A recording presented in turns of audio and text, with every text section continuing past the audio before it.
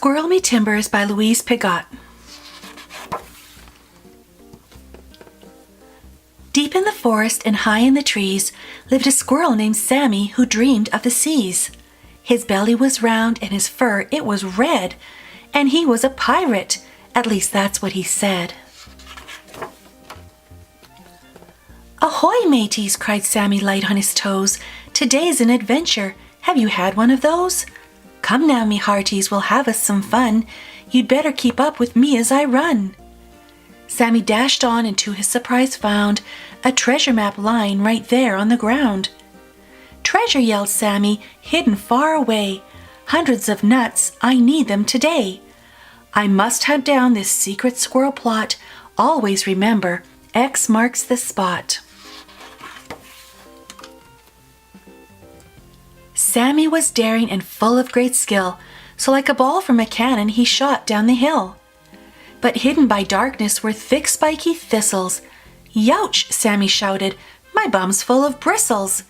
Pick out those prickles, a hedgehog you're not. We still have to find where X marks the spot."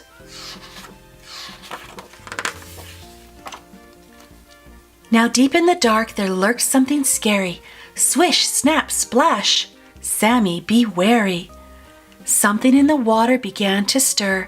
It gave Sammy goosebumps under his fur. Shiny teeth fixed in a frightening smile, this lake was home to a huge crocodile. Quick as a flash, Sammy flew through the sky and landed in a boat that was floating on by. "'Tis a vessel," he said, "although it be smelly. I'll sail me away from that beast's hungry belly." "Come on now, Sammy, a croc snack you're not.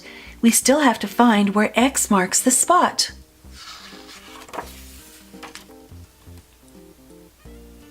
Sammy flew down the river, he really got going. His ship wasn't so stinky when the breeze started blowing. The marshes looked eerie and Sammy felt daunted. It wasn't just the wind wailing, the whole place was haunted. "Run away, Sammy, from this spooky trap.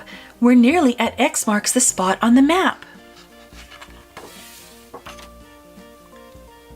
"We've made it," cried Sammy, but his eyes grew wide. "There's no treasure here. Those map makers lied. Not one single nut, no bounty for me." And so in a fit, Sammy kicked a tree. There was a rumble and grumble as Sammy howled in pain. "Great!" he cried crossly, "now here comes the rain." But this was a shower like no other foretold. Thousands of nuts.